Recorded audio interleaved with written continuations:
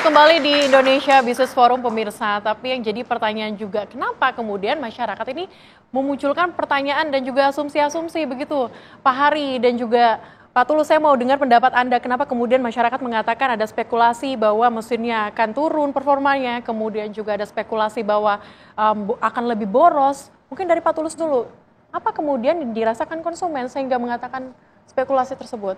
Ya, kalau kita lihat sebenarnya apa yang disampaikan di media sosial tidak natural ya. Dalam arti memang karena ada faktor kemarin sengkarut antara SPBU swasta dengan Pertamina ya, yang ketika dia mau beli ke Pertamina kemudian mereka klaim kamu nggak mau karena ada etanolnya. Yang kemudian seolah-olah dengan case itu menjadi negatif bahwa produk yang ada etanol di bawah standar. Ya, kemudian kan dimunculkan kan bahwa di banyak negara sudah memakai etanol, satu produsen otomotif juga mengatakan itu no problem dan segala macam gitu. Oleh karena itu sebenarnya bukan dalam kasus ini itu bukan hanya sekedar sosialisasi terhadap kebermanfaatan etanol ataupun juga dampaknya, tapi juga ada semacam counter terhadap negatif socialization yang dilakukan oleh beberapa kalangan ya, yang kemudian itu tidak natural ya, tidak tulus di dalam menyampaikan karena ada satu interest mungkin dari kompetitor atau apa yang kemudian menjadikan opini publik negatif terhadap etanol. Padahal justru kita dorong dengan adanya satu bahan bakar yang nabati, yang berbasis green ya, itu semakin banyak semakin baik asal tadi kompatibel dengan mesinnya, kompatibel dengan dompetnya, dalam arti harganya harus terjangkau dan segala macam, sama menjadi kebijakan yang konsisten. Jangan sampai kemudian nanti di tengah jalan pemerintah berubah haluan lagi. Ya, itu menjadikan operator Pertamina juga kasihan, sudah memposting beberapa infrastruktur dan segala macam tapi kemudian diubah. Nah, ini yang tidak boleh karena kan ini sudah tren global.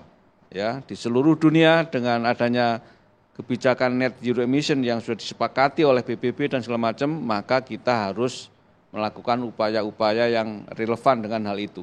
Oke. Saya kira poinnya itu. Kalau dari Pak Hari seperti apa Anda melihatnya? Ini kan isunya dimulai dari ketidakpercayaan. Jadi karena orang tidak tahu ada isu sehingga kemana-mana pikirannya berkembang kemana-mana. Jadi sebenarnya perlu ada juga sosialisasi pertama dari pemerintah tentu saja. Kalau memang mau diterapkan ada E5, E10 segala macam itu perlu juga disampaikan ke masyarakat.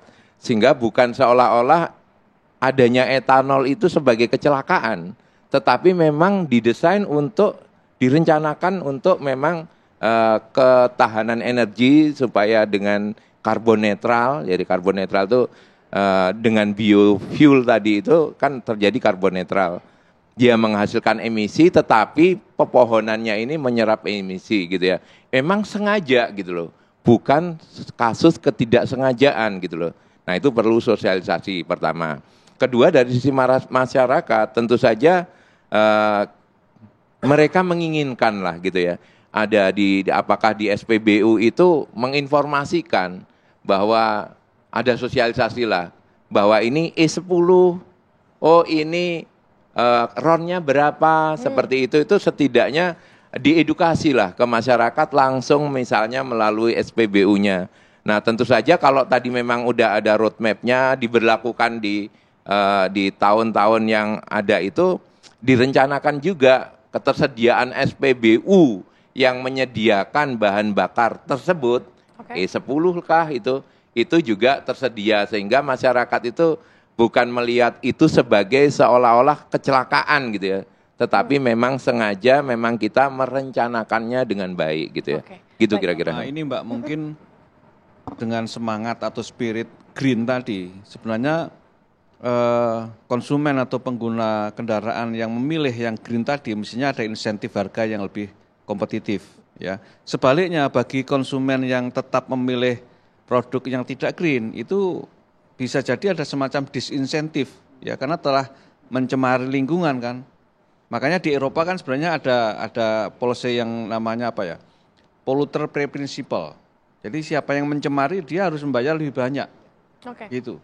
Sehingga nanti bagi konsumen yang sudah punya kesadaran tinggi dengan memilih bahan bakar yang green, yang kandungan etanolnya lebih tinggi, dia akan mendapat insentif dengan harga yang lebih murah misalnya. Kalau Pak Yus setuju, sepakat mungkin adanya kebijakan, mungkin insentif yang seperti tadi disampaikan untuk nanti mungkin bisa mendorong masyarakat lebih menggunakan bahan bakar yang berbasis green energy. Ya seperti yang terjadi pada kendaraan listrik kan Mbak. Jadi untuk merangsang pertumbuhan kendaraan listrik, pemerintah memberikan insentif, pembebasan pajak dan sebagainya sehingga pajak tahunannya murah ya. Kemudian harganya juga menjadi murah, biaya operasinya murah, dengan begitu orang akan tertarik untuk menggunakan itu. Nah mungkin nanti di awal-awal juga perlu seperti itu gitu. Nah sementara masyarakat menganggap etanol itu negatif, kita dulu pernah melewati zaman COVID-19. Etanol atau alkohol dicampur dengan lotion dipakai untuk sanitizer ya, membersihkan tangan dan sebagainya. Dan itu kan cepat sekali menguap kan. Jadi masyarakat mungkin asumsinya nanti kalau dicampur sama bensin, bensin saya seperti itu cepat menguap juga. Jadi boros itu nanti kan gitu ya. Bisa jadi seperti itu karena pengetahuannya belum terbuka gitu ya. Jadi pentingnya sosialisasi begitu ya di Betul, masyarakat. ya. Tapi sebenarnya dari Pertamina roadmap-nya akan seperti apa Mas Ega? Ya kalau berbicara edukasi atau sosialisasi itu memang salah satu kebutuhan yang harus kita lakukan ya. Tapi selain itu juga bagaimana kesiapan teknis. Nah, yang tidak kalah penting itu adalah customer experience. Nah, ini juga merupakan tantangan buat kami selaku penyedia bahan bakar. Mungkin kami juga akan mencoba nih menawarkan atau kepada konsumen, ini yang ada etanol, ini BBM yang tidak ada etanol. Ini rasanya sama atau beda. Jadi ini customer experience bisa merasakan.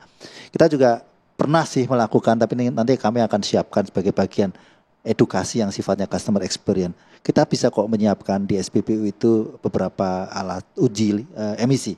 Sehingga kita bisa melihat langsung masyarakat, mungkin beberapa perwakilan. Ini yang ada etanolnya bagaimana hasil uji emisinya. Ini yang tidak ada etanolnya bagaimana uji emisinya. Sehingga ini bisa membuktikan secara lapangan. Bisa membuktikan secara customer experience tadi.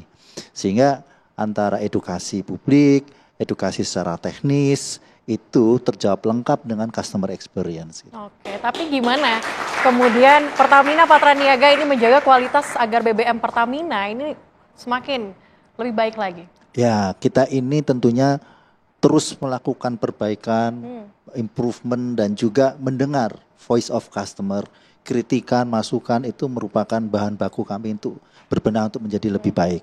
Saat ini kami ada program retail makeover. Kita akan terus perbaiki SPBU ini baik dari sisi layanan maupun dari sisi kualitas maupun dari sisi aspek-aspek yang lain. Dari sisi kualitas tentunya kami sudah mempelajari bagaimana ini karakteristik etanol tadi. Termasuk secara handlingnya kami sudah siapkan bagaimana mekanismenya. Dari sisi fleet manajemennya seperti apa. Dari sisi storage-nya seperti apa. Nah sekarang yang menjadi pertanyaan adalah bagaimana di lapangan itu masyarakat itu bisa yakin bahwa ini bukan sesuatu hal yang negatif, tapi ini adalah sesuatu hal dengan niat yang baik, dengan rencana besar atau rencana dengan cita-cita yang besar untuk menuju kemandirian energi bangsa dan negara yang kita cintai. Gitu. Oke, baik. Nanti kita akan dalami lagi pemirsa apa kemudian masukan dari masing-masing pihak terkait dengan mode seperti yang kita ketahui, etanol S10 yang akan dilakukan pada tahun 2026. Usai jeda tetaplah bersama kami di Indonesia Business Forum.